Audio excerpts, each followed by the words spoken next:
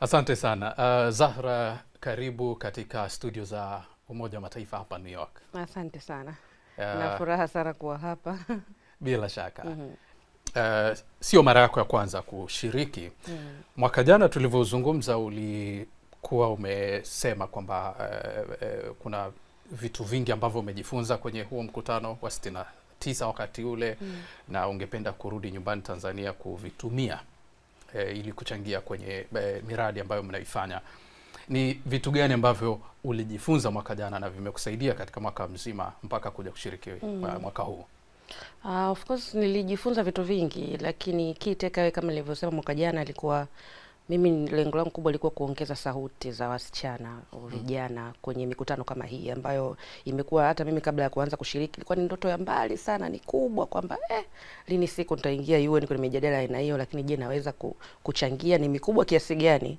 Mawazo yangu yanaweza kuingia kwenye hiyo mikutano au ni mawazo ya wale tu ambao yani nilikuwa nadhani ni kitu kikubwa sana. Lakini baada ya kuingia nikajifunza sauti ya kila mtu inahitajika na ni kitu kikubwa nilijifunza. Kwa mimi nilichoondoka nacho ni jinsi gani tunaunganisha wasichana vijana na platform za maamuzi. Haya majukwaa ya maamuzi kama hili UN. Maana hapa watu waongei tu, baadaye yanakusanywa haya, yana inform sera za nchi, yana inform sera kama hizi za muunganiko wa kimataifa. Kwa maana kwamba yanachangia vitu vingi hizo sera za nchi mbalimbali. Sasa sauti za vijana na wasichana pale zinaingia vipi?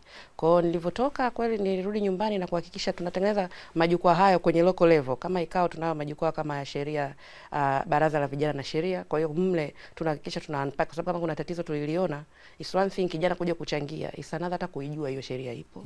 Lakini vipi sera na sheria zetu zinavyoandikwa zinamuinterest vipi kijana kusoma, kuona hichi ni kitu cha mimi kusoma, ni kitu changu kinanihusu. Kuna the way pia tuna package sheria na law, inakuwa kama ni wale watu wanaosoma sheria tu ndio wanaweza kuvisoma kwamba sheria nyinyi mlivyokuwa mnazitizama na kwamba zimefanywa kuwa ngumu, sio zenye kuvutia. Nadhani zinastahili kuwa vile, kwa sababu lazima document kama hiyo iwe serious, lakini kuna niseme language barrier. As much as itaweza kuwa imeandikwa Kiingereza au Kiswahili, language barrier in terms ya demographic, yani ile makundi. Kwa mfano kuna lugha kijana ataielewa zaidi kuliko lugha ile nyingine. Kwa sisi tuna breakdown, tunatengeneza labda kama comic magazine hizi vipeperushi vidogo vidogo ambao unakuta unaivunja unaipunguzia ukubwa na unahakikisha kijana anaweza kasoma na akaelewa na akabuild ile interest ya kuvifuatilia. Kwa hiyo kikubwa nikichukua hicho, umuhimu wa kuunganisha sauti za vijana hususan wasichana kwenye jukwaa za maamuzi kama hizi, kwa sababu wakijua, wakielewa watashiriki, na kwa hiyo tutakuwa tunatoka na hizi sera na sheria ambazo ziko inclusive, zina include sauti za vijana na yale ambayo, kwa sababu sisi ndio tutaziishi hivi vitu mbele zinajumuisha yale matakwa haswa ya vijana ya wasichana, kwa sababu hakuna tukatunga sheria ambazo miaka mbele inakuja kile kizazi kingine they are like hichi kilitengenezwa kwa ajili gani, nimeona hakiendani na sisi Na ni kwa kiasi gani unafikiri umefanikiwa kwenye hilo kuhakikisha kwamba sauti za vijana zaidi zinajumuishwa?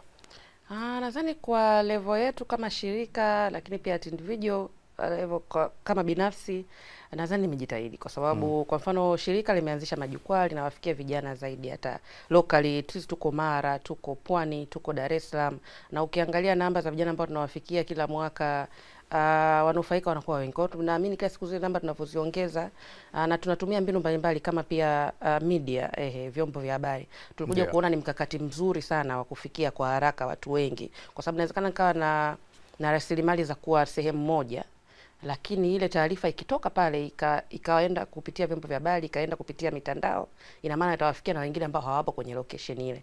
Kwa hiyo pia tumeexhaust sana vyombo vya habari, tumeexhaust mitandao. Mmetumia mitandao na vyombo vya habari. Na mimi binafsi nilipata kwa katika hiyo mission nikajikuta nimeingia hadi kwenye vyombo vya habari nasomea saizi habari, kwa sababu nimeona ni mkakati ambao utakuja kusaidia hizi kazi ambazo tunafanya. Ni element ambayo tunatakiwa tuiongeze kwenye kazi zetu kama mashirika. Tunatoa vipi zile story tunazokutana nazo, tunatoa vipi sauti za wa beneficiaries zetu tunakutana nao kama hatujaweza vizuri kuitoa hizo taarifa zao nje. Kwa hiyo kwa nafasi ya kipekee nikajikuta na mimi niko saizi East Africa pale kwenye kipindi cha wanawake. Kwa hiyo nikapata nafasi wakanipokea vizuri na furahi sana na kuingiza pale mijadala kuingiza sauti za wanawake kuanzia kwenye uandaji, zile mada mpaka watu wanaokuja kuzitoa zile mada.